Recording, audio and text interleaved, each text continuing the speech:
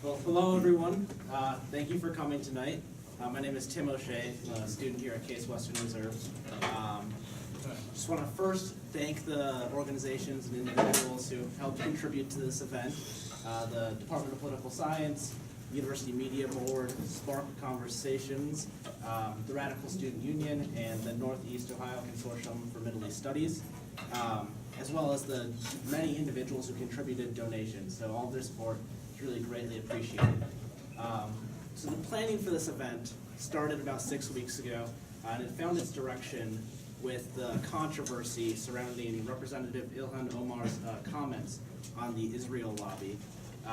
She was quickly condemned for allegedly playing into anti-Semitic tropes by both Democratic and Republican leadership. And it raises the question, what is anti-Semitism versus anti-Zionism? Is there any sort of link between the two, and what are the historical trends that connect the two or separate the two? And so Mouin Rabbani wrote a piece for the Middle East Report. It was a roundtable discussion commenting on this question. And so we brought him in tonight to expand on his arguments, and want to thank him for being here. So please give him a round of applause. Thank you very much, Tim, and thank you to Case Western University and all the institutions you mentioned for inviting me to be with you this evening. I prefer to stand, but then I'd be in one corner of the room. So I'll sit here. I don't know if you need to reorient the camera. Drop it down. Maybe So I would like to speak for roughly 40 minutes on the subject of Zionism, Israel, and anti-Semitism, taking a historical perspective. And after that, I'll be happy to take any questions or comments you may have. The recent uproar in the United States over Representative Ilhan Omar's tweets about the Israel lobby, and in the United Kingdom over the resignation of several Labour members of Parliament in protest at Jeremy Corbyn's leadership. And can you hear me in the back? Am I speaking loud enough? A little louder. Okay. Has challenged a number of taboos in public discussion of Israel and the tactics of its supporters. Is that loud enough? Good. It has also unleashed renewed allegations that it is the progressive left, rather than radical right, that provides an institutional home to anti-Semitism. Together, these developments offer an important opportunity to examine the relationship between Zionism, Israel, and anti-Semitism, and particularly the contention that, directly or otherwise, there is an intrinsic relationship between anti-Zionism and anti-Semitism. It goes without saying that there are individuals and groups who profess opposition to Zionism and Israel on the basis of a hatred of Jews and conviction that the latter form a nefarious collective with a pernicious role in society and international affairs. For them, any assessment of Zionism and Israel on the basis of the available historical record or internationally recognized standards is entirely beside the point. If Israel had been established on an uninhabited Pacific island and developed into a model member of the international community, such individuals would be just as implacably opposed to the so-called Zionist occupation government and no less hostile to, quote, international Jewry, unquote. Such unreconstructed anti-Semites fail to provide a persuasive case for a link between anti-Zionism and anti-Semitism. An anti-Semitism that is by definition divorced from the realities of both the contemporary Middle East and of Jewish existence elsewhere is just that, and hardly qualifies as anti-Zionism, as the term would be understood by a historian or political scientist.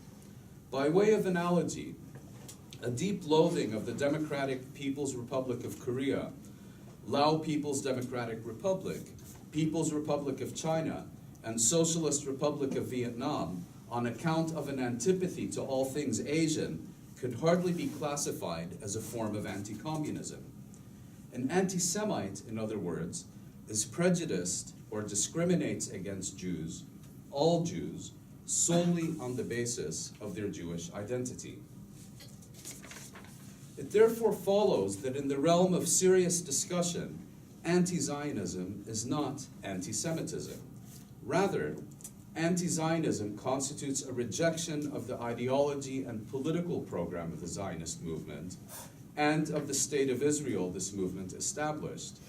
While there are various definitions of Zionism's core principles, Jewish nationalism would appear to be the most accurate and is additionally consistent with the convictions of the great majority of Zionists.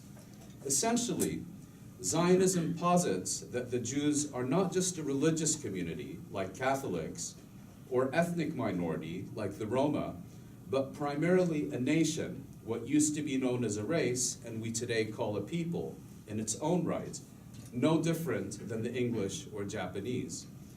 In the late 19th century European milieu in which Zionism emerged, this rather quickly developed into a program calling for the establishment of a Jewish nation-state. After considerable debate, the first Zionist Congress in 1897 identified Palestine as the focus of Jewish national aspirations. Given the relatively recent provenance of Zionism, an examination of Jewish attitudes towards the movement during its formative years, as well as the responses to its emergence by anti-Semites, should help clarify the nature of the relationship between Zionism and anti-Semitism. Am I speaking loud enough for you in the back? Thank you. It is in this respect often overlooked that the first anti-Zionists were neither the Arabs of Palestine nor the anti-Semites of Europe, but rather European Jews.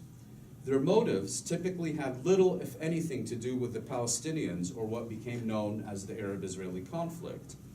Thus, devout Jews rejected the project to establish a Jewish state in Palestine as sacrilege on the grounds that a return to Zion must result from divine rather than human intervention.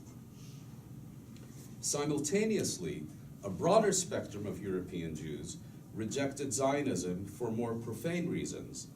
Although Zionism was itself a response to the challenges confronting Jewish life in 19th century Europe, its conception of the Jews as a distinct nation and resultant program to establish a separate political entity was seen as fundamentally irreconcilable with the promise of Jewish emancipation and equality of citizenship within Europe that emerged in the wake of the French Revolution. Whether, excuse me.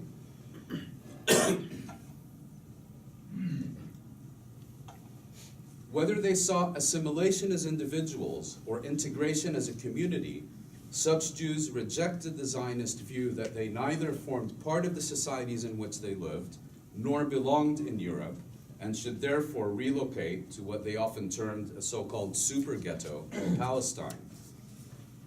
This was augmented by fears that the existence of a Jewish state would expose Jewish citizens of other states to accusations of dual loyalty, and that its policies could produce an anti-Semitic backlash. Prior to Israel's establishment, in fact, most Jews were either indifferent or hostile to Zionism. Only a small percentage of Jews who emigrated from the European mainland in the decades before the Holocaust chose Palestine as their destination, and Zionist candidates tended to perform poorly in elections conducted by Jewish communities.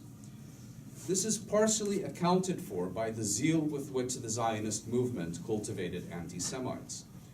The belief that anti-Semitism is a permanent and immutable feature of European civilization, and efforts to defeat it, therefore futile, was an explicit premise of Zionism from its very inception, together with the conviction that the establishment of a Jewish state in Palestine required great power sponsorship.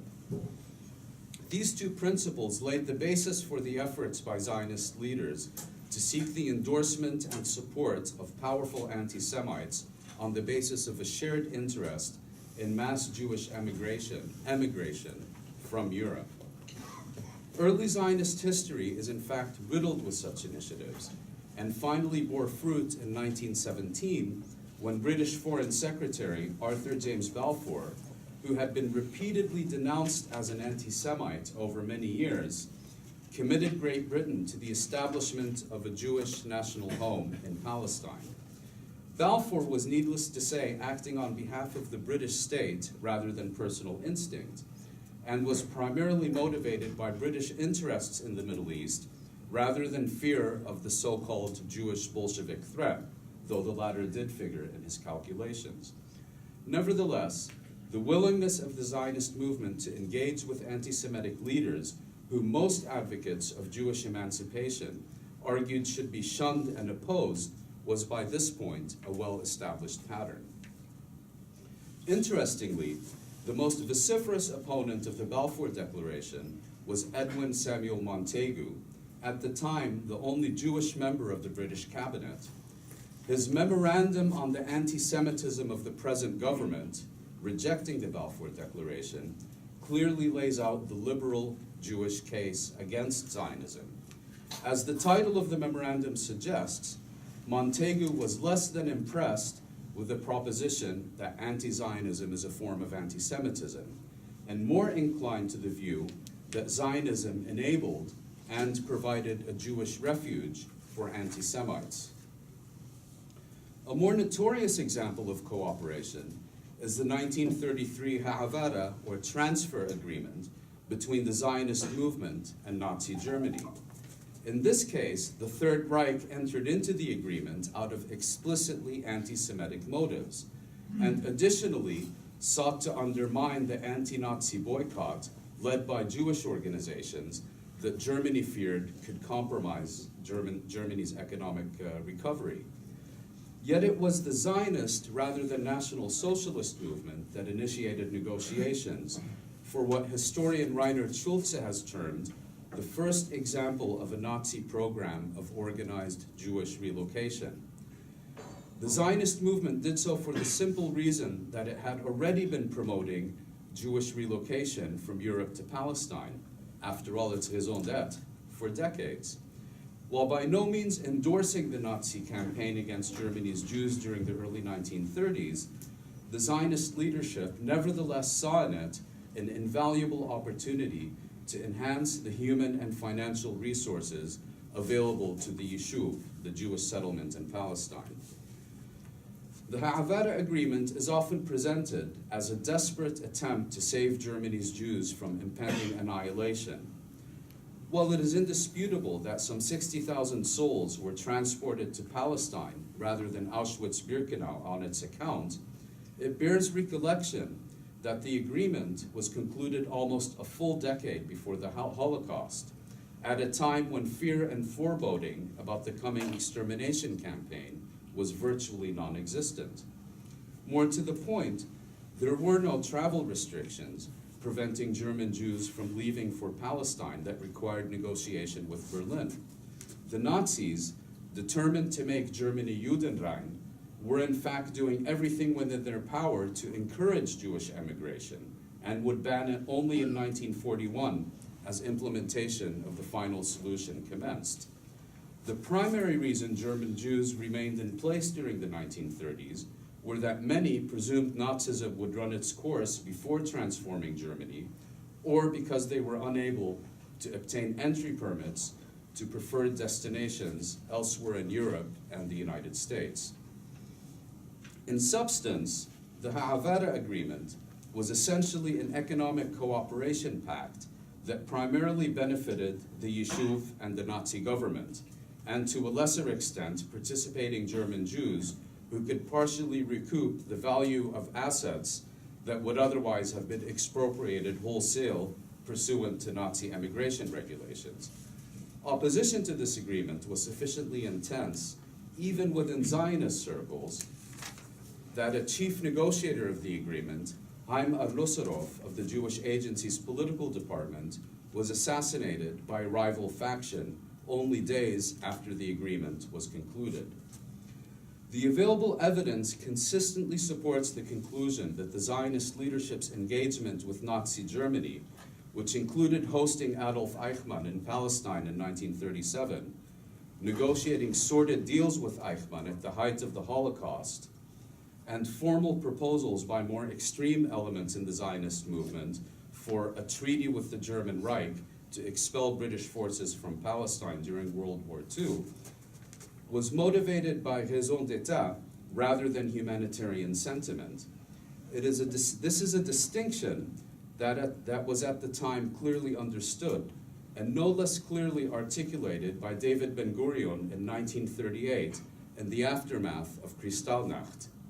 I quote Ben-Gurion, "Were I to know that all German Jewish children could be rescued by transferring them to England and only half by transfer to Palestine, I would opt for the latter," end quote. That same year, as the Evian Conference convened amidst hopes of an increase in the number of persecuted Jews provided refuge by participating states, Ben-Gurion warned of the dangers of the conference's success. Quote, "I am afraid Evian might cause tremendous harm to Zionism.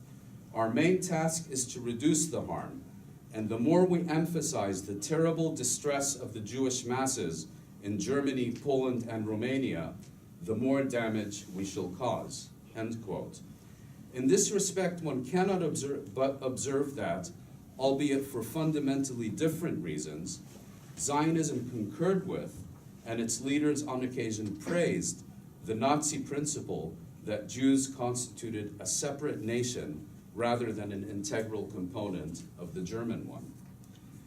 After the Israeli state was established in 1948, its leaders continued to forge mutually beneficial relationships with leaders widely condemned as anti-Semitic. These included Joseph Stalin, Richard Nixon, various Latin American dictators, including those who provided safe haven to Nazi fugitives after 1948, and, until its demise in the 1990s, the white minority regime of South Africa, whose founding leaders made no secret of their ideological preferences and political sympathies during the 1930s and 1940s. In recent decades, Israel has forged an increasingly close alliance with radical American evangelists whose views would be unhesitatingly denounced as anti-Semitic if uttered by Muslim clerics. Similarly, the far right has emerged as a pillar of pro-Israeli sentiment across Europe. Excuse me. The focus on the purported connection between anti-Zionism and anti-Semitism appears to have obscured an arguably more pertinent discussion about the relationship between anti-Zionism and, anti-Semitism and pro-Zionism.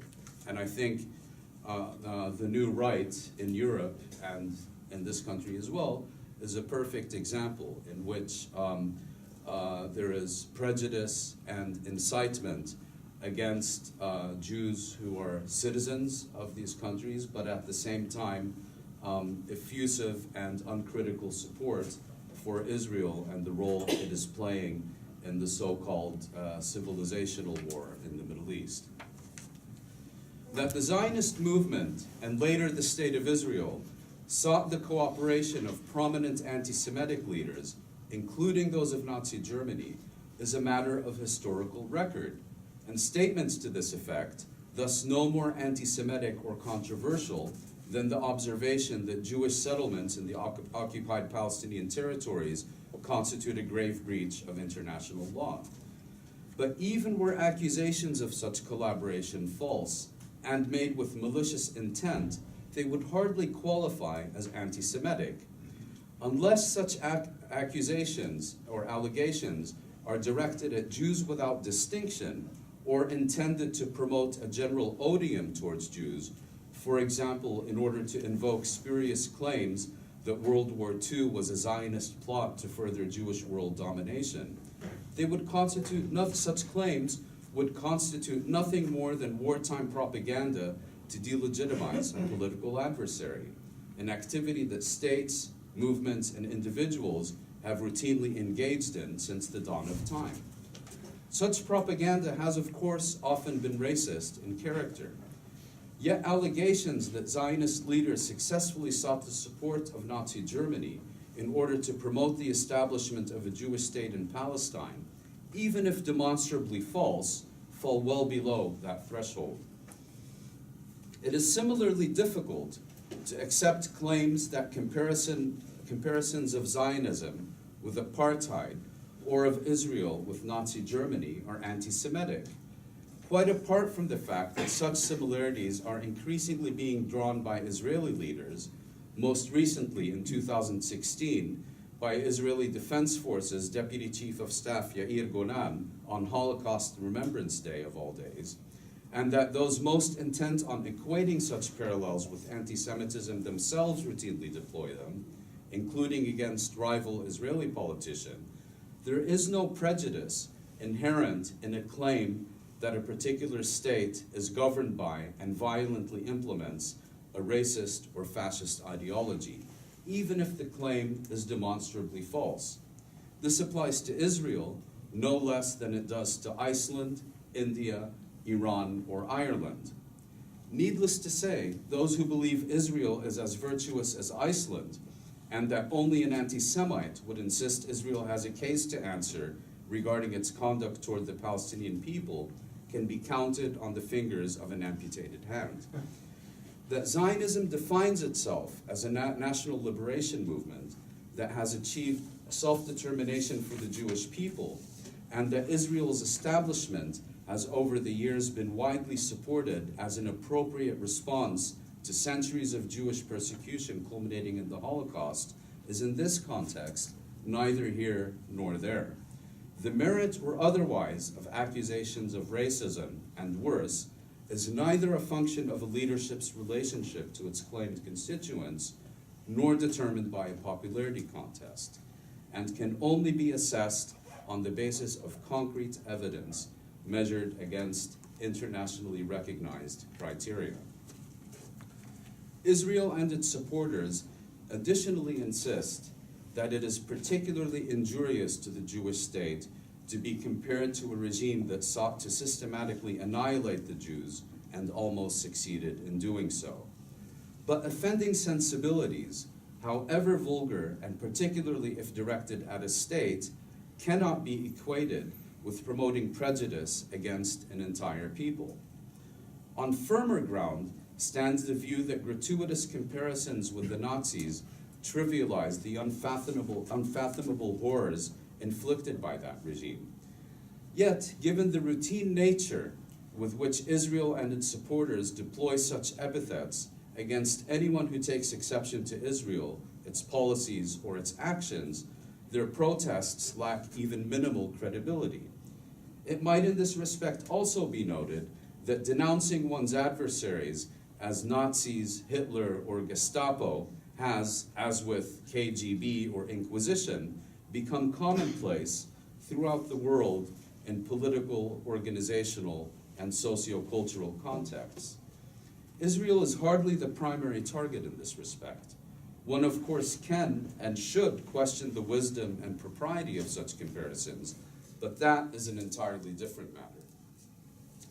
An additional reason to dismiss the contention that the apartheid analogy is anti-Semitic comes in the form of South Africans involved in the anti-apartheid struggle who have visited Palestine and themselves concluded that Israel's practices match or even exceed those of the former white minority regime. These include the Reverend Alan Buzak, Professor John Dugard, Dennis Goldberg, Ahmed Kathrada, Archbishop Desmond Tutu, and many others. Among the most prominent in this respect is Ronnie Kasrils, who was himself Jewish, a founding member of Umkhonto Wesizwe, the armed wing of the African National Congress, former member of the ANC National Executive Committee, and the former South African Minister of Intelligence Services. Kasrils found that, quote, a clear system of apartheid-style rule operates, unquote, in not only the occupied territories, but within Israel itself. It might in this respect also be noted that officials of the former white minority regime have compared the two countries as a form of praise, while some of their Israeli counterparts, including Ariel Sharon, identified it as an aspiration. In recent years, those seeking to equate anti-Zionism with anti-Semitism have largely based their argument on two propositions.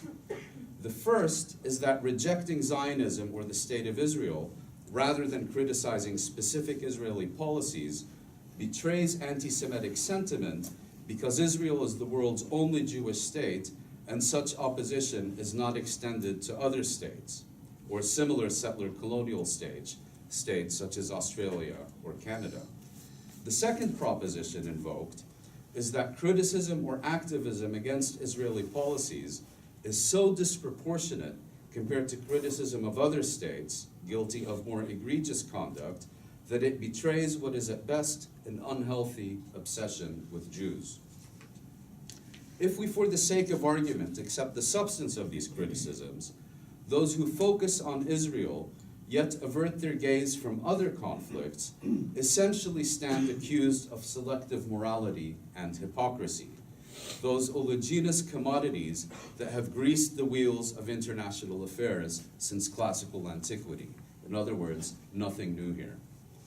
It is indeed anti-Semitic to decry, if it is indeed anti-Semitic to decry Israel's crimes while turning a blind eye to those of Sudan or Syria, we are surely obligated to similarly consider the exponentially larger number of organizations and individuals in the West who opposed the Vietnam War, Indonesia's occupation of East Timor, apartheid in South Africa, the Iraq War, Sudan and Syria's crimes against their own people, and Russia's annexation of the Crimea, yet have not seriously engaged with Israeli violations of Palestinian rights that commenced before any of the above and continue uninterrupted to this very day. One presumes various motives were in play, and that it would be rather preposterous to categorically denounce all those who fail to place Palestine on their agenda as racists. Why it is by contrast no less outlandish to claim that Israel generates selective criticism and condemnation because of anti-Semitism remains to be explained. If substantive evidence is entered into the discussion, there are fundamental and fundamentally relevant differences between Israel and other states established through colonial settlement. Its continued mistreatment of Native Americans and African Americans notwithstanding, the United States, for example, ceased implementing the Indian Removal Act and abolished slavery well over a century ago. Australia, Canada, and New Zealand have, for their part, gone much further, and in recent years taken significant measures to atone for past sins and make overdue amends to the descendants of their indigenous victims. In the words of Palestinian scholar Ahmed Sameh Khalidi, quote, Israel was born in the full light of the 20th century. Its actions are to be measured by contemporary mores, not by those of the 15th to 19th centuries, end quote. Yet to this day, Israel has refused to acknowledge its responsibility for its dispossession of the Palestinian people.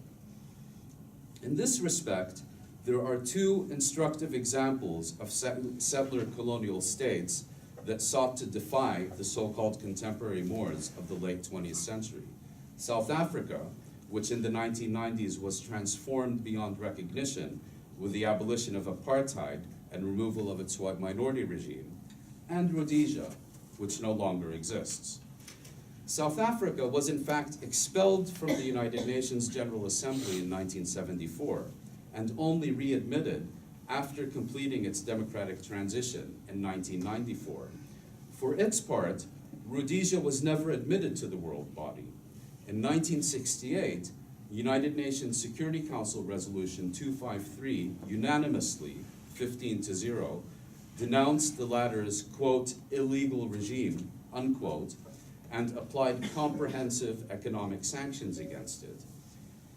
The Security Council resolution additionally required all UN member states to deny entry to any individual traveling on a Rhodesian passport and foreign residents of Rhodesia believed to be assisting or encouraging its unlawful regime, to bar from their territory vessels and airlines operating from or registered in Rhodesia, and to prevent emigration, tourism, and remittances to the renegade state.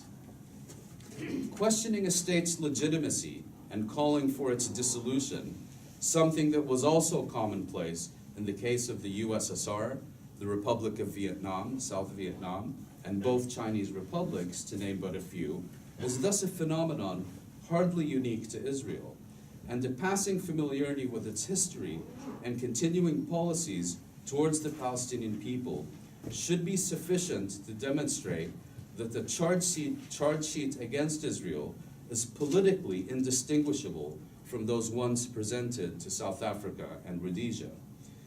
Beyond noting that there are no active settler colonial states left in the 21st century to share the love, Israel's advocates have no meaningful grounds for their position that Israel stands alone in having its continued existence called into question. There is, moreover, no empirical basis for the claim that Israel is being singled out for condemnation or even scrutiny.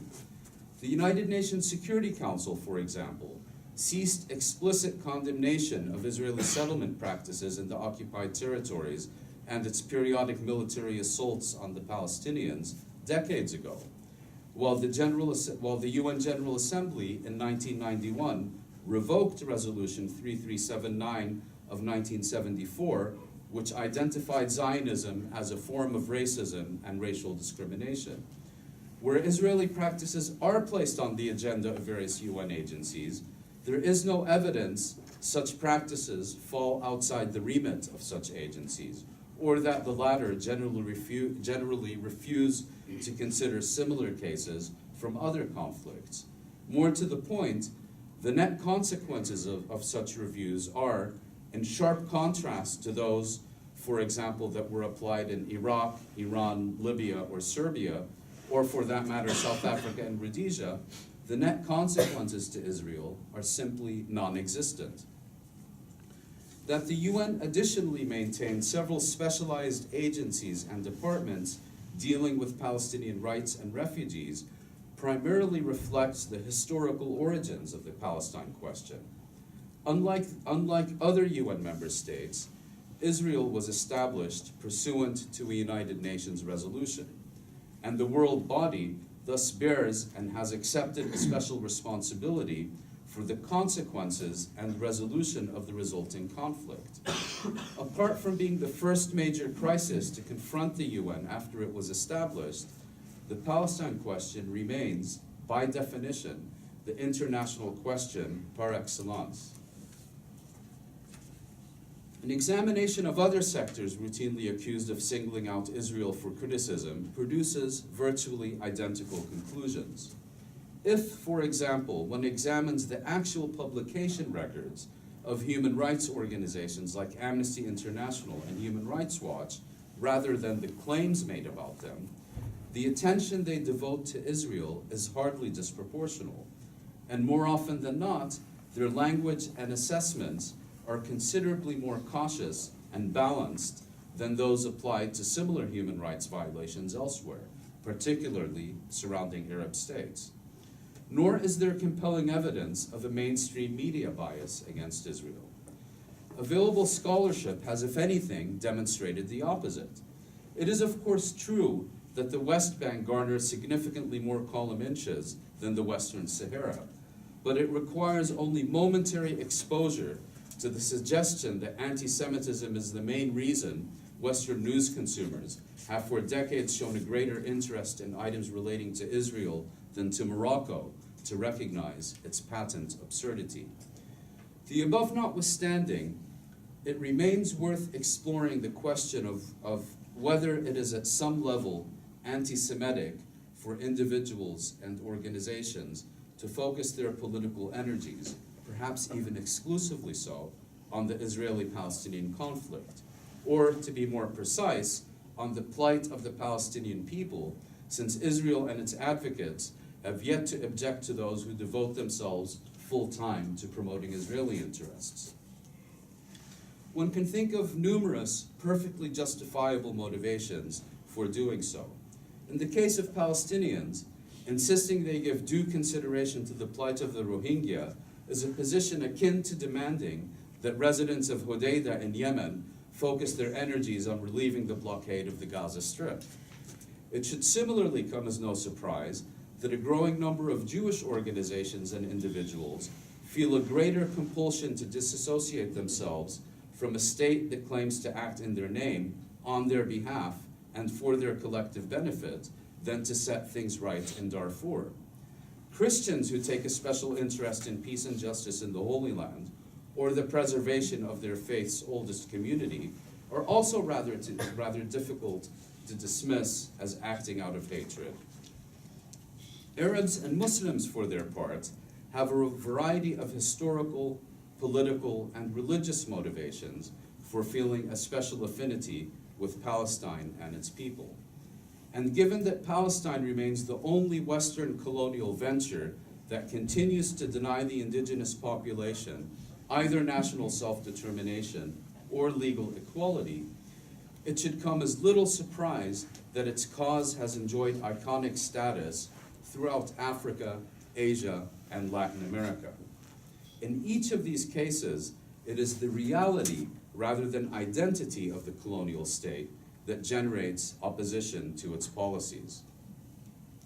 There are additional considerations for a focus on Palestine in the West. It was, after all, Great Britain's Palestine Mandate that made the success of Zionism possible and set the stage for the Nakba of 1948.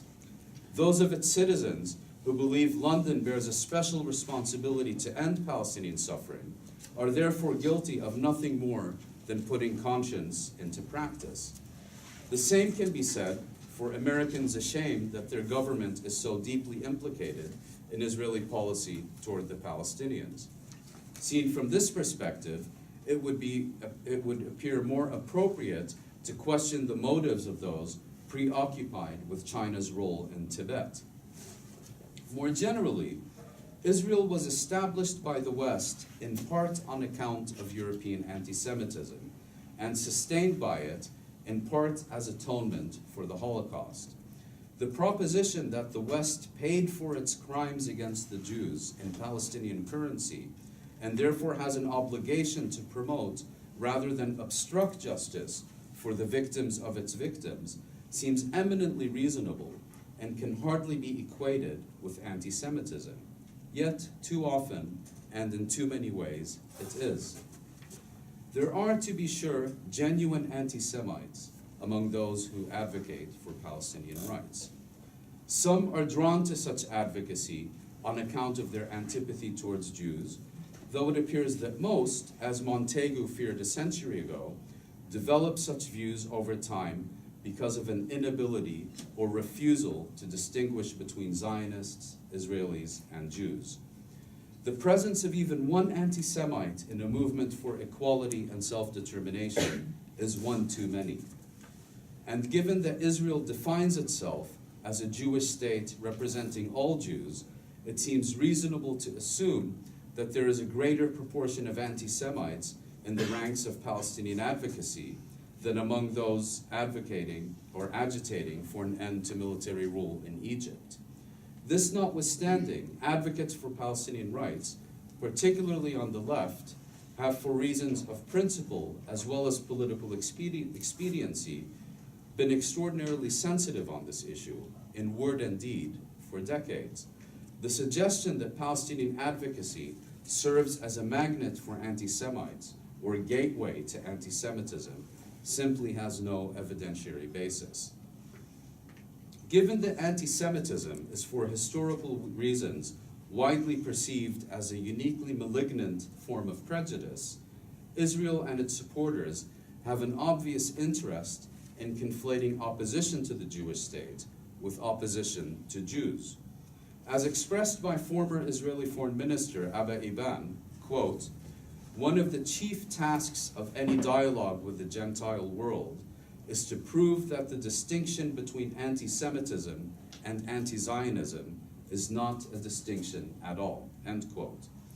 Yet the arguments Eiban's foot soldiers have mobilized on behalf of this campaign uniformly fail to withstand serious scrutiny. In conclusion, it is legitimate to if it is legitimate to examine if and how anti-Zionism generates anti-Semitism in order to eliminate the scourge of the latter, it should be no less valid to examine the role Israel and its policies play in this respect. In both cases, we would do well to remain serious rather than frivolous.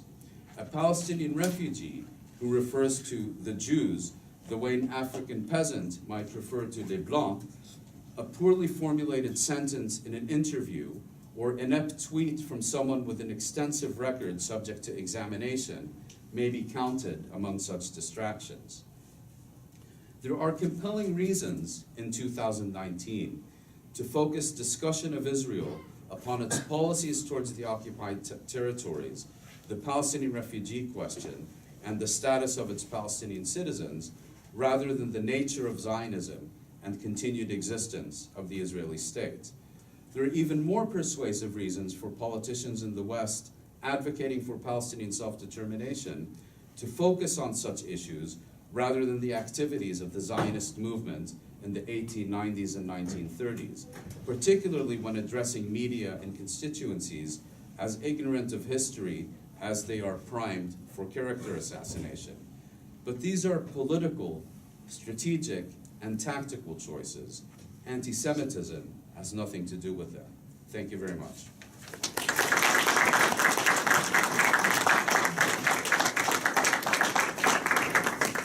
So we'll start our Q&A portion of the event tonight. So if anyone has any questions, go ahead. Any hands?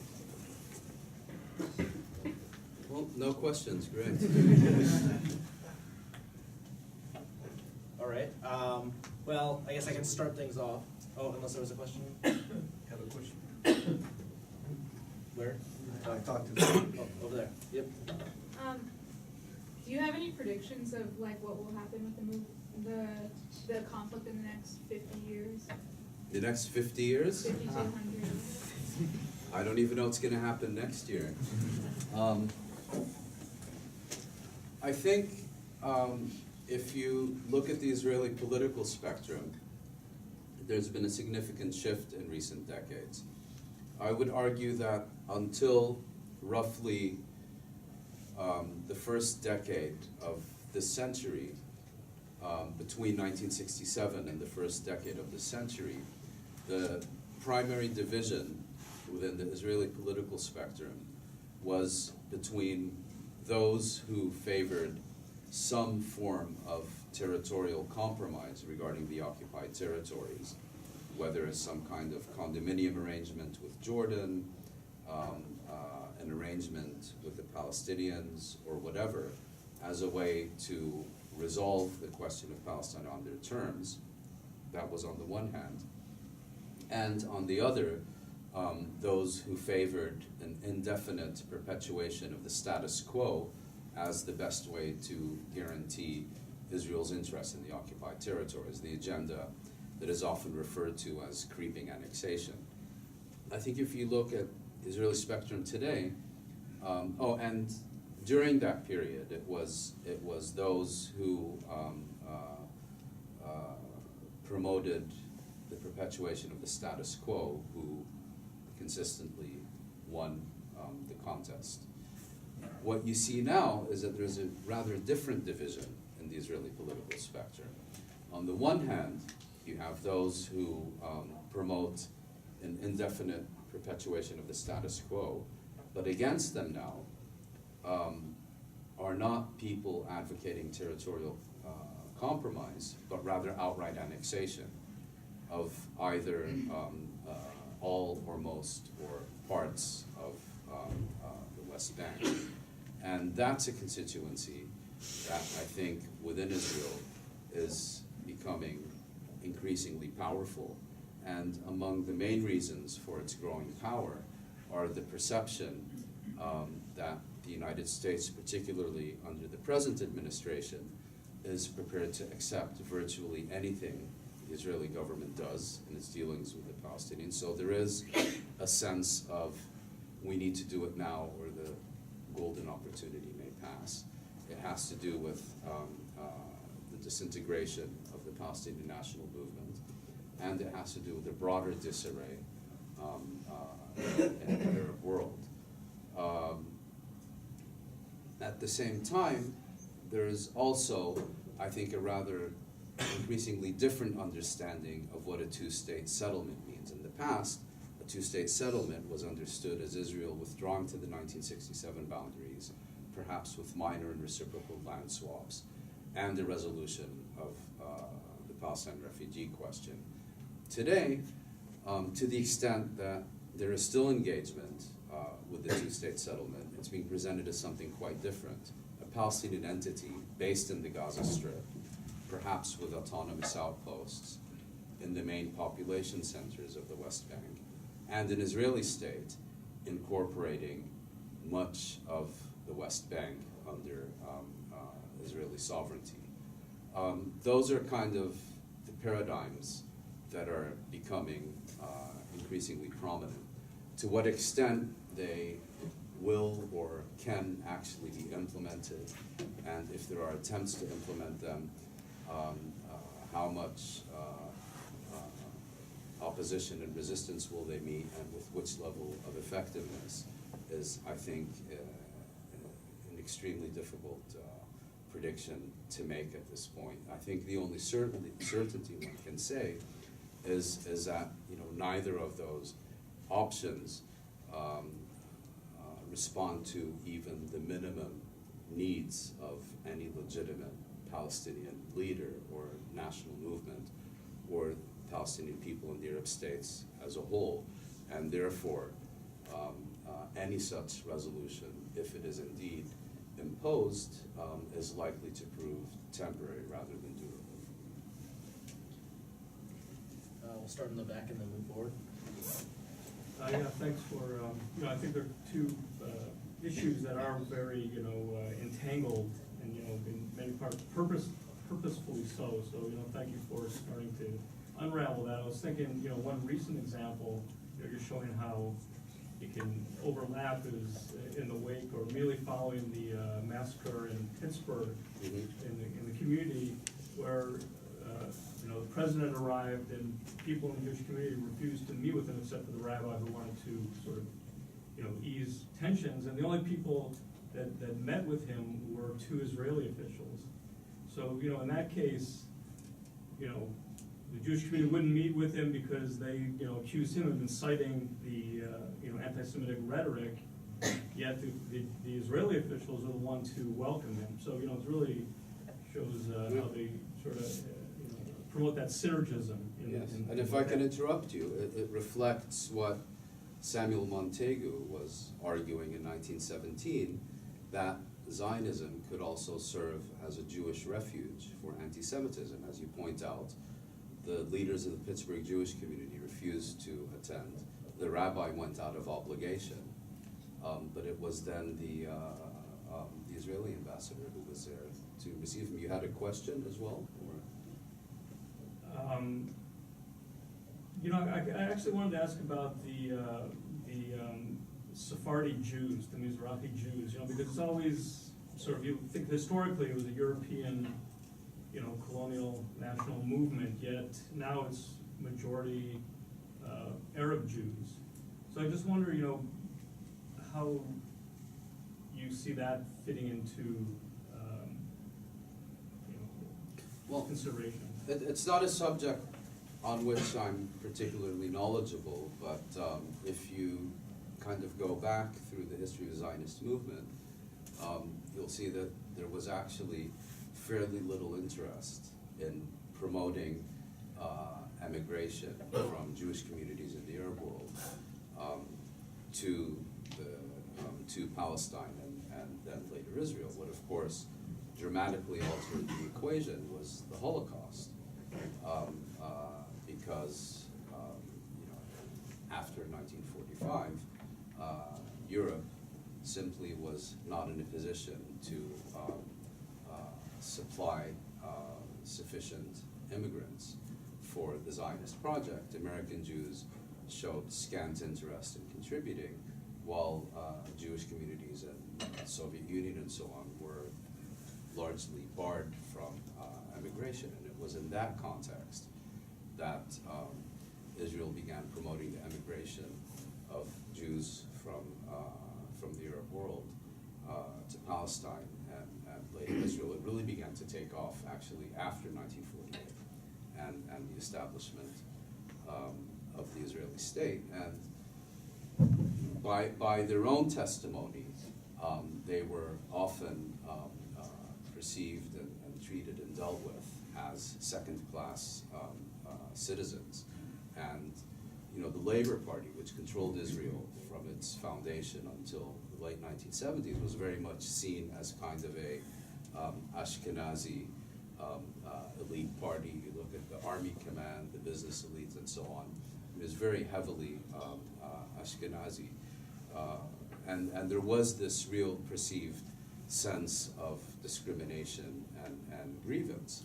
And interestingly, the way it was dealt with politically was that you had the rise of the Likud, which was a perennial opposition party, which managed to very successfully tap into this grievance and resentment against the so-called Ashkenazi elite and mobilize that constituency and others to catapult itself into power.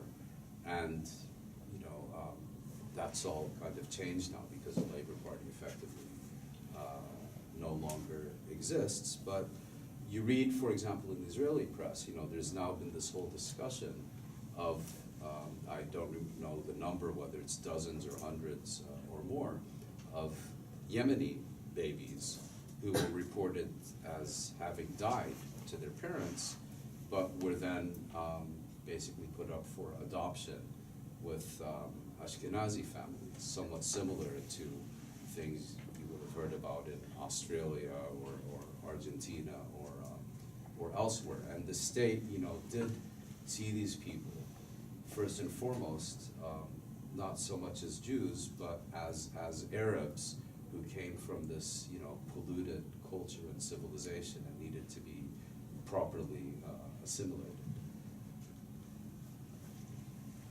Here in the front.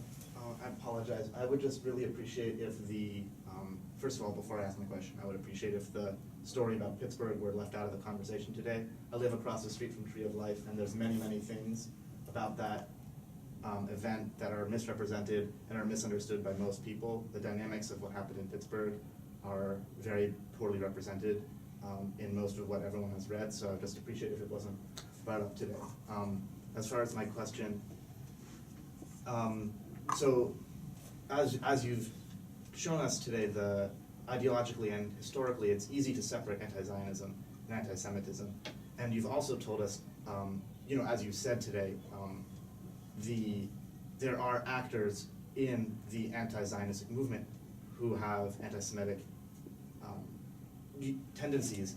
But what I have to ask is that what is seen is that in the anti-Zionism movement, it's been harnessed by significant and influential anti-Semitic actors who have expressly admitted to interest of ethnic cleansing of the Jewish people.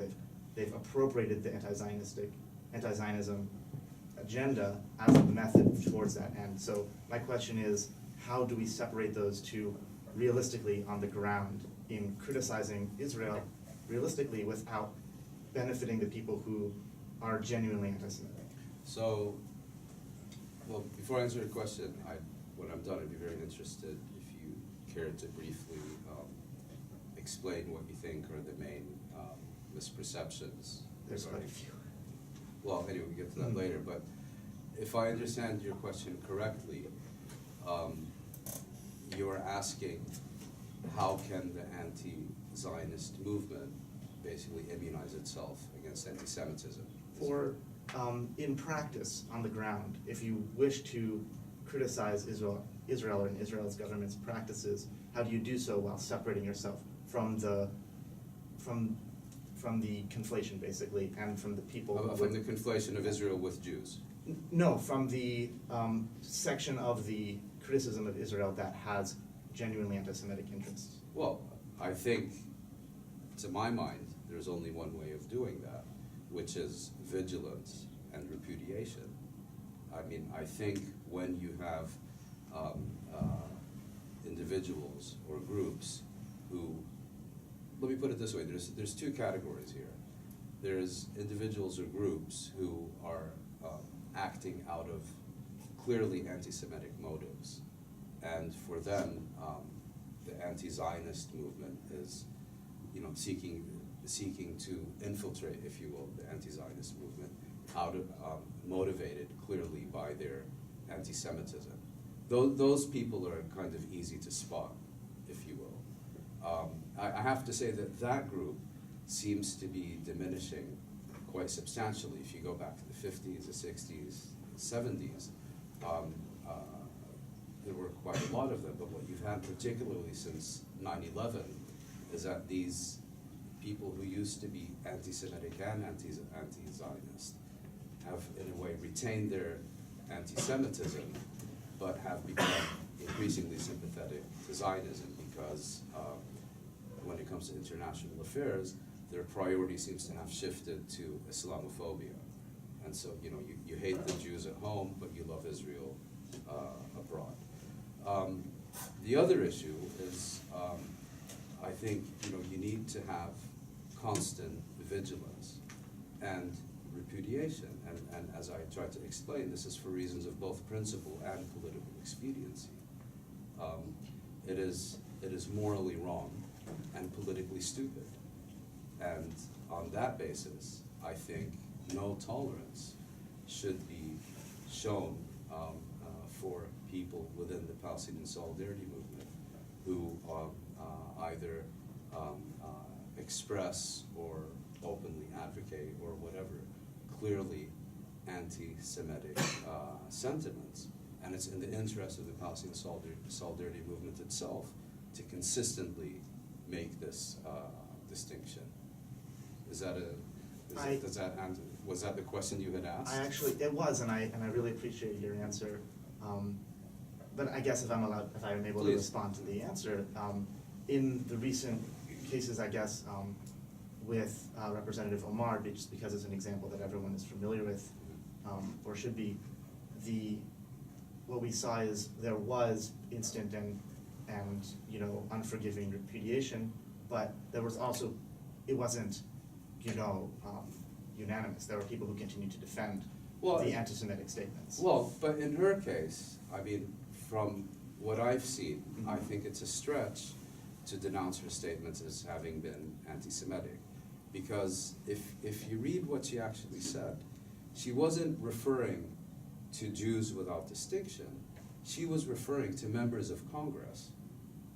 When she said, it's all about the Benjamins, baby, she wasn't referring to either American Jews as a group or American Jewish members of Congress. She was referring to her fellow congressmen, of Congress people, whatever, of all backgrounds. So I find it very difficult to characterize that as an anti-Semitic statement. Now, unfortunately, she's also wrong, because the roots of congressional support for Israel go much deeper than AIPAC campaign contributions. I mean, were that only true, we'd have a much smaller problem on our hands. So I guess, if I'm allowed to make one more comment, this is why I appreciate your answer in theory, that in the movement to criticize Israeli government policy, it is of course damnable, and we should always unite against anti-Semitic statements. That in theory is very honorable to say, but in practice, as we can see, there isn't an easy way of doing that because no one can agree, and so it ends up with a mess like we have it.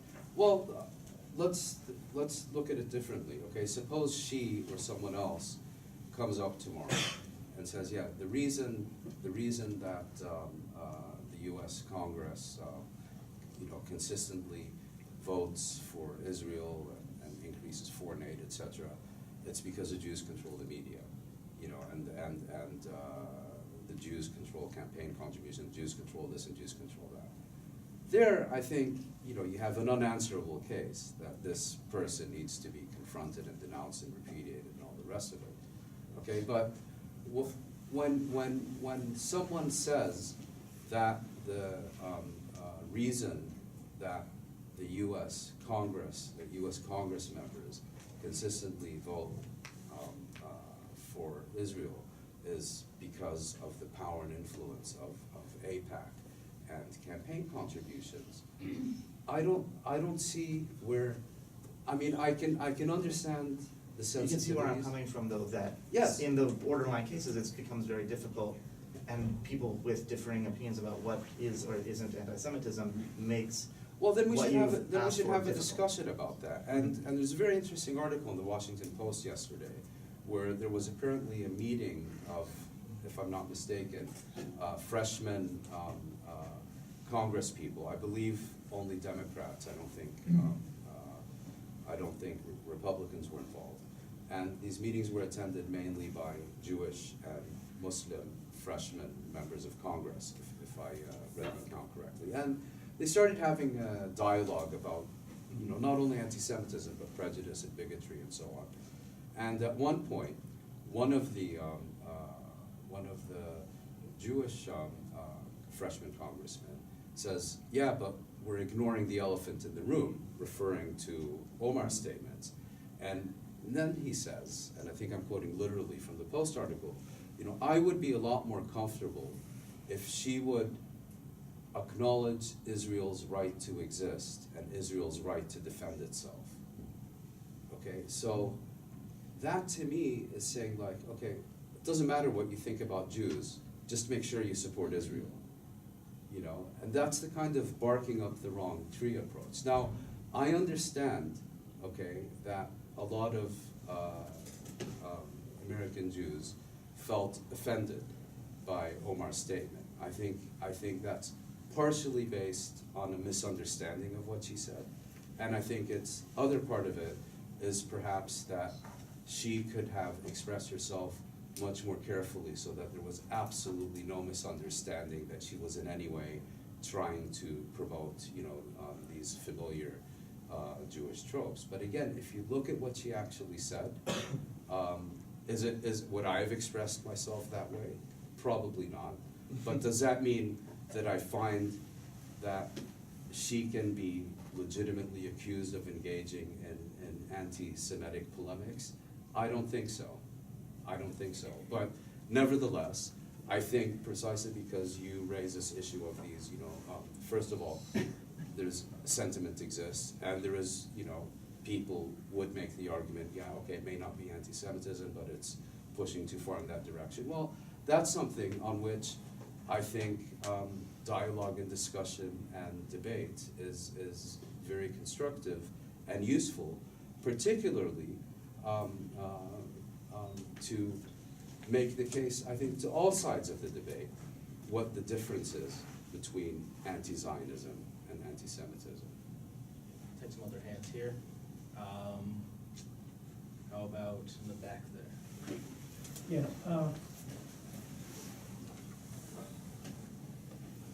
I appreciate the historical perspective.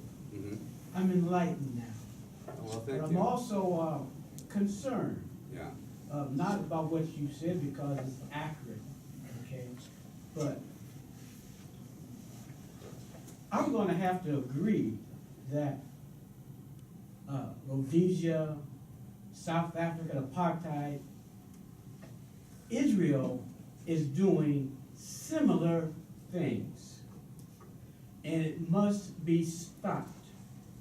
And I think what's going on now, and I'm not a legal scholar nor am I an academic scholar, common sense tells me,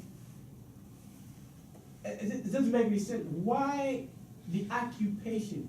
Why the continuous grabbing of land? What sense does that make?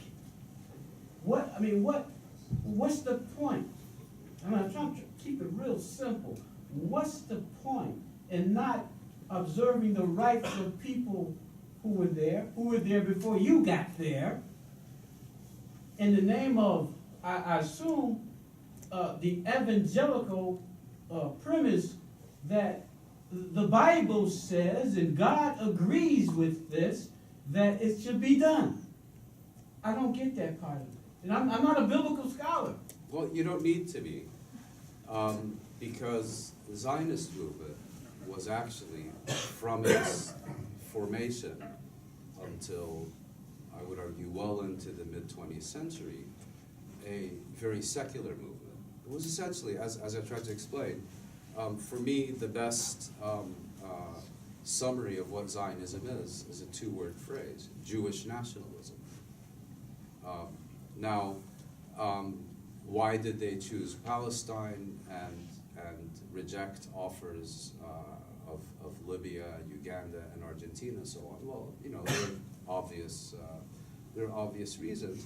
And one of the calculations, of course, of the Zionist leadership at the time was that the Zionist movement was never going to amount to very much if it could not mobilize European Jewish constituencies. Now, imagine walking into a ghetto in Poland or Russia and saying, you know, the Jews are going to return to Zion, as opposed to, you know, the Jews are going to establish a state in Libya. It's kind of a no-brainer. So that's number one. Secondly, in fact, there are fundamental differences between South Africa and Rhodesia on the one hand, and Israel on the other, and they're also politically very relevant. Now, in South Africa or Southern Africa, the system of discrimination had as its objective primarily the exploitation of African labor. In other words, South Africa saw the indigenous population as a resource to be exploited. In Israel, the Zionist movement saw the Palestinians as an obstacle to be removed. Yes, you know, particularly after 67, between 67 and 93, there was a lot of exploitation of cheap Palestinian labor and everything, but the fundamental premise of Zionism has always been that, you know, Palestine belongs to the Jews and the Jews alone. And given the choice between exploiting the Palestinians or moving them out, as 1948 clearly shows, they preferred the latter. You know, in South Africa, the European population, I think, was about 10% of the South African population. And in Israel-Palestine, that's the territory of the British Mandate, the Jewish population is 50% or perhaps even more now. So this, I think, also has political consequences, you know, and all credit to the ANC for its Freedom Charter and calls for democratic equality and so on. But I've always wondered, you know, if white South Africans constituted 45% of the South African population, how long would the Freedom Charter have survived? You know, and in Palestine, the reality is that you have two communities, Palestinian people and Israeli Jews, each of whom claim the right of national self-determination.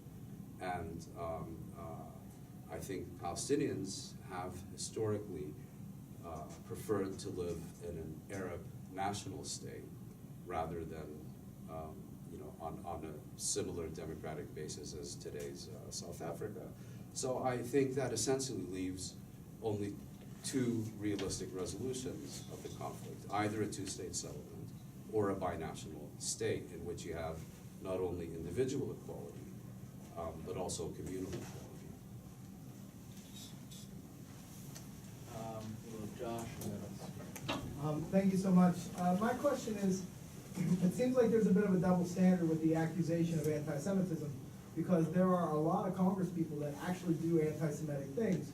They put a dollar bill for an ass, or they talk about Jewish people that are, you know, big money donors, buying elections, or, you know, even the President of the United States has talked in front of the Republican Jewish coalition and said, you know, you guys don't like me because I don't want your money, you're not trying to buy me. So there's this double standard where, like, if you support Israel, your anti-Semitism is allowed to kind of not be scrutinized in the way that someone like Representative Omar is being scrutinized for a lesser statement. Which seems to me that there's other things going on there, like, you know, she's black and she wears a hijab and these sorts of things. But the other thing is this weaponization of the charge of anti-Semitism against Jews themselves, right? So Ellie Valley, who's the Jewish cartoonist, drew this picture of Meghan McCain, where she's crying, surrounded by a bunch of Jewish cultural artifacts and you know, like a star from the Holocaust and these sorts of things. And like Meghan McCain's response to it is like, this is the most anti-Semitic thing I've ever seen, right? And so it's weird you have this white Christian woman kind of calling a Jewish cartoonist who knows way more about like Judaism than she does, like an anti-Semite. And then secondly, if you just go to that airport in Israel, the Ben Gurion airport, I mean, the problem is not that they're targeting sort of, you know, anti-Semites or these sorts of things. They're actually targeting sort of Jews that are fighting for Palestinian rights, which again exposes this double standard of this. So I wanted you to kind of comment on this sort of, what this is doing to the actual charge of anti-Semitism. Well, Right. I think what it's doing to the reality of anti-Semitism is it's trivializing it, it's debasing it, and it's making it consistently less meaningful. And I think this is particularly dangerous that we're now, you know, over almost 77 decades removed from the Holocaust, and you have generations that are, you know, much less aware of this history. And the problem is that anti-Semitism, for many people, is becoming kind of a code word of critic of Israel. And I think the Omar case is perfect. I mean, you know, with due respect to our earlier discussion, but does anyone seriously believe that Omar would have been accused of anti-Semitism if she had not criticized Israel? You know, all these people, like you said, you know, with the anti-Soros front and campaign material, which you know, is not that far removed from things you would have seen in the 1930s and so on. But in a solidly pro-Israel framework, they get, you know, there wasn't that much opposition to them. But the minute you criticize Israel or its policies, there's hell to pay. And so this politicization of the charge of anti-Semitism, and I mean, if you're constantly exposed to accusations of anti-Semitism, and what's really going on is not even necessarily anti-Zionism, but just criticism of Israel, it's cheapening and trivializing anti-Semitism, and my worry, additionally, is it makes people, what do you call it, immune in a certain sense to real anti-Semitism. It would be like, you know, if every time someone criticizes Saudi Arabia or MBS or the murder of Khashoggi, they're accused of Islamophobia. Well, how seriously are you going to start taking that charge after a few decades? Did you have any comment about like the charge against Jews itself, or Jews themselves? Could you Like using Yeah, the charge no. of anti-Semitism Yeah, against Jews, no, and that's, left-wing Jews. yeah, and that's becoming increasingly widespread. You know, for example, if you know, take the example of the current U.S. ambassador to Israel, Dan Friedman. He has denounced J Street, you know, which is not only a Jewish organization, it's actually a Zionist organization. He has denounced them as capos, as Nazi collaborators. Why? Not because they don't support Israel, because they're opposed to settlement expansion in the West Bank, you know, which is a cause very dear to his heart, apparently. But yeah, you see it increasingly, and that again, I think, reflects kind of the attempt to redefine anti-Semitism as not only hatred of Jews, but also, and increasingly predominantly, thank you very much, as not only a rejection of Israel, but even any criticism of Israel. You know, so yes, I agree with you. Eamon, and right there. So I think really early on in your talk, you talked about kind of the Jewish liberal case against Zionism, and how both radicals and liberals during the 19th and 20th century were afraid that the creation of Israel would, in some senses, encourage dual loyalty charges. And I think last week on Fox News, there was a segment where a commentator discussed Ilhan Omar's hijab as constituting something that was inherently anti-American, which is very blatantly a dual loyalty charge to a sitting member of American Congress. So do you think that there is a connection between kind of anti-Zionism, or rather Zionism, and these charges of dual loyalty, both to Jews living in diaspora and Palestinian refugees? And how would you kind of understand that within the context of your talk? Well, the point I was trying to make was that particularly liberal Jews, more than religious Jews or radical Jews, but liberal Jews in particular, during this formative period, expressed concern that the establishment of an explicitly Jewish state would expose them to charges of dual loyalty that would be increasingly difficult for them to fend off. Now, that's quite different. I mean, what they were saying is, you guys want to establish a political entity and claim that you and not the British or American state represents me, and you're asking me to have my primary loyalty to your state. You're putting me in a very difficult position. That's quite different than saying simply because someone observes certain religious rights, that they have. I mean, who is she supposed to be loyal to? Islam? Who leads that? Who's its president? But you had it similar here in the 60s. When Kennedy ran for president, one of the objections to him was that he was Catholic. Would he follow the Constitution or the Vatican? So it's apparently a very American thing to question the loyalty of someone who doesn't have a particular identity. But I think, in the case of Zionism, it's a little different because it relates to concerns expressed, again, primarily by liberal Jews, that they would be accused of having dual loyalty to another actually existing state in addition to their own. And, the charge is often made. So, I mean, it existed before Zionism as well, but in a certain extent, you can say their fears have been somewhat realized.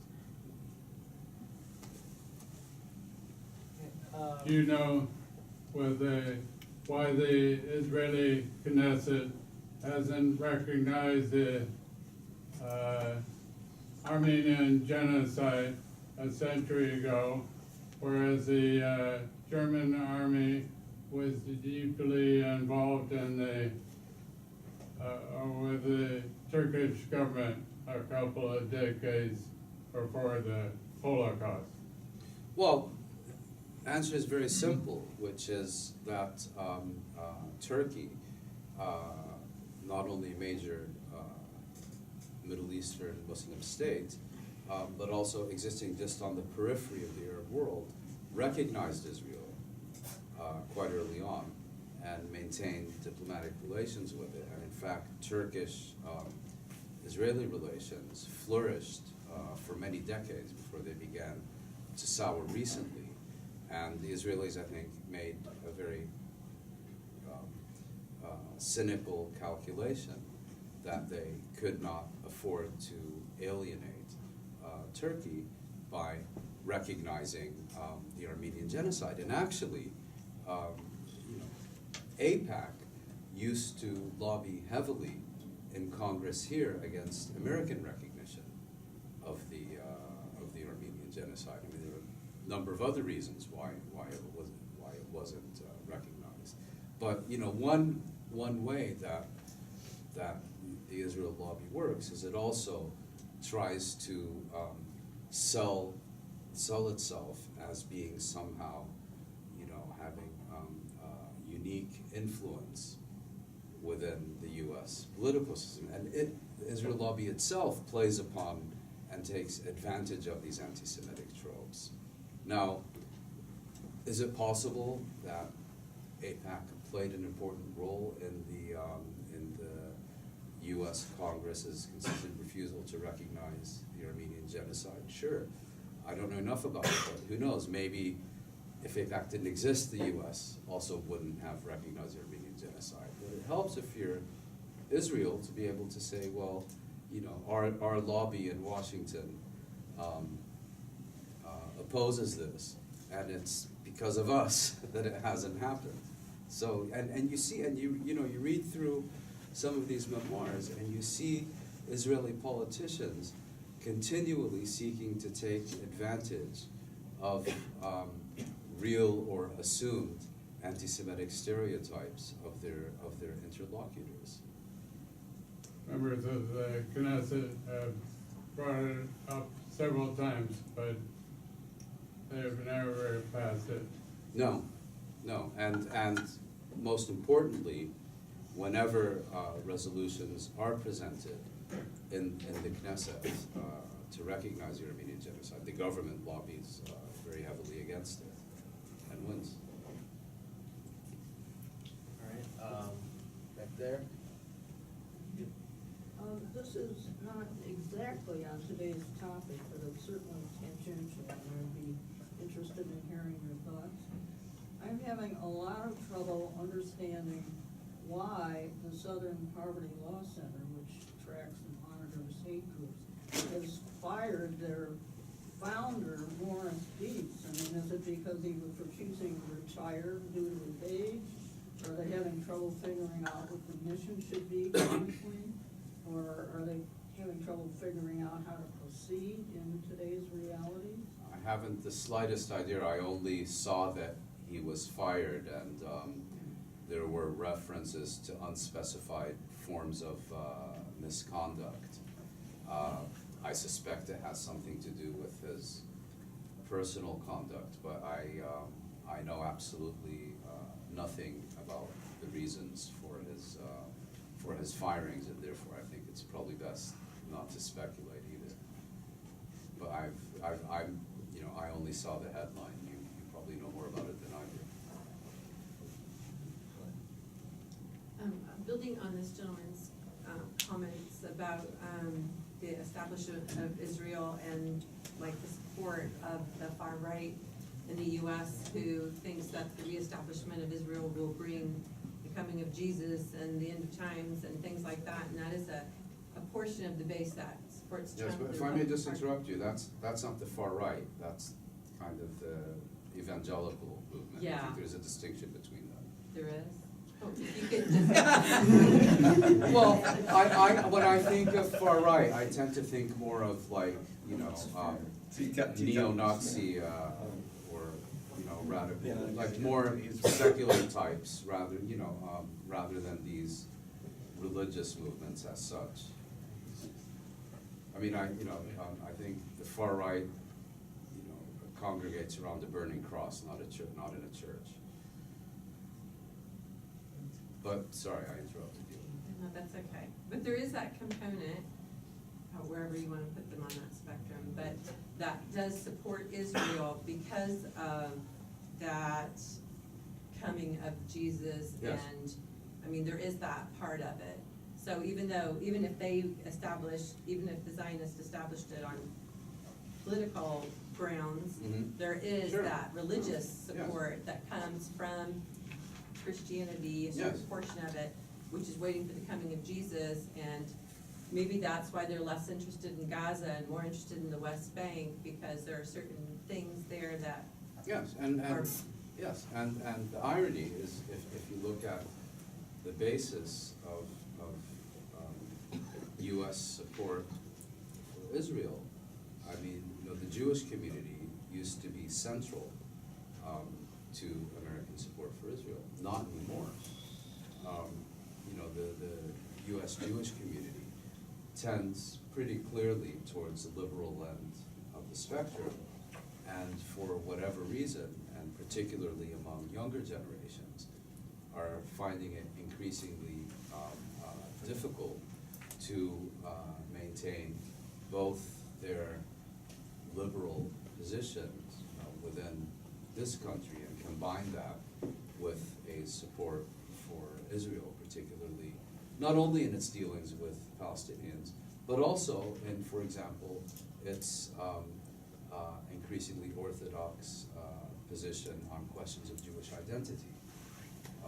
You know, in a reality where most American Jews, if I'm not mistaken, tend to be either conservative or reform rather than orthodox. And so, you know, the concept of kind of a unified Jewish community standing squarely and uncritically behind Israel, you know, if it was ever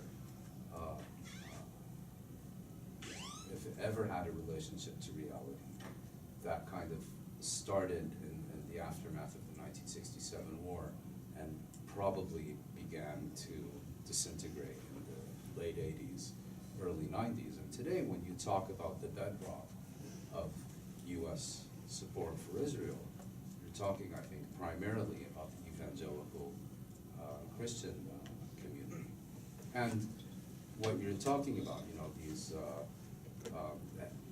and it's actually pretty anti-Semitic stuff. I mean, getting back to this, you know, all the Jews have to return to Zion so that they can be converted to Christianity, you know, and that also helps explain this kind of weird discrepancy where you have this group of people who profess undying loyalty to Israel out of Christian motives, but are completely indifferent to Palestinian Christians who are kind of, you know, the original Christian community. They couldn't give two hoots about them. It's a bit like, you know, and some of these other ideological movements where, you know, the sacrifice is always worth the glorious end.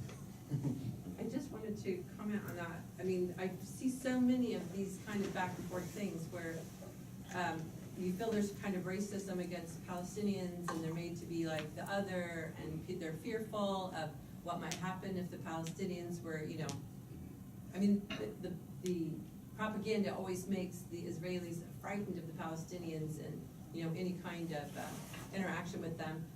The same kind of racism here, that people are othered, and then of course the Jews are put into that category as well over here. So it's like, it's a seesaw back and forth between racism and prejudice and who suffers and who benefits and, you know, who's in control of those things. But it just seems so odd that, you know, it's all flipping back and forth between context, no matter, you know, wherever you're going. There's always this component of racism and the other, and the other's coming to get us, and the other's coming to take our things, and, you know, Yep. this dynamic going back and forth. I agree. Time for one more question. So I don't No. know. How would you respond to the argument that comparing Israel to European settlements in, say, Australia or New Zealand itself is anti-Semitism because it doesn't recognize the belief that Palestine is the original homeland of the Jewish people? Okay, and that is anti-Semitic. Why? Because Australia and New Zealand are not the original homeland of Europeans, but Jews believe that Palestine is the original homeland of the Jewish people, so it's a false equivalence, and making that false equivalence itself is a form of anti-Semitism. Okay, but why is opposing Zionism because of its dispossession of the Palestinian people anti-Semitic? I mean, I can recognize historical reality that several thousand years ago, there were Israelites in the land of Canaan, if you will, and that Jews around the world today have a special religious attachment to Israel. But why is it then anti-Semitic if I don't go one step further and say that those religious attachments do not translate into political sovereignty and cannot result in the dispossession of another people, or even to say, okay, fine, it's your original homeland, it's my original homeland, let's live there as equals. Why would that be anti-Semitic? Yeah, I guess my question was more, coming from the perspective of looking at this entire question of nationality and nationhood from a perspective of, say, empirical evidence versus normative beliefs, which basically means that if we are talking about this proposition that anti-Zionism is equal to anti-Semitism, we could falsify this proposition by applying the same standard to other religious communities. So if we are giving legitimacy to Muslim nationalism and if we are giving legitimacy to Christian nationalism, then why can we not apply that same legitimacy to Jewish nationalism? And if we cannot, then that is definitely anti-Semitism. Well, I mean, how can you have Muslim nationalism? I mean, Pakistan was formed as a homeland for South Asian Muslims, and nobody questions the legitimacy of But Pakistan. who's to making exist. the claim that Muslims constituted a people as opposed to a faith? Well, the people themselves, and that's what normative formation is. I mean, if a people says that they're a nation, if a people say that they're a nation, then they're a nation. But how many Muslims claim to be part of a nation? And the modern contemporary, Muslims I know define themselves as, Moroccans, Germans, Oh, no, I'm talking about Indonesians. South Asian Muslims. Yeah. So if South Asian Muslims are saying that they're a separate nation and the world can accept that legitimate claim, and that is totally acceptable. But when Jews say that they are a certain nation and they have a certain nationality, and there is an issue with accepting that, then... Well, this is perhaps a poor analogy, but from my very limited understanding of India's partition, guess who, it was the same evil genius behind the partition of both India and Pakistan, by the way, and roughly around the same time. But if you're going to make the case for two separate states in India, or rather three as you have now, well, that seems to me analogous to making the case for a two-state settlement of the Israeli-Palestinian conflict. Is that anti-Semitic too?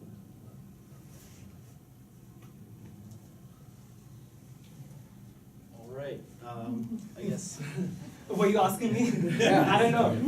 I mean, yeah, I guess my question was more from an issue of perspective. Are we looking at finding empirical evidence for nationhood, or are we just letting people be because they want to be? Well, what is empirical evidence for nationhood? I mean, we're not talking physics or chemistry. Exactly, that was my point. Yeah, I don't think there is such a thing as empirical evidence for Right. nationhood. All right, well, thank you so much for coming. We'll give another round of applause.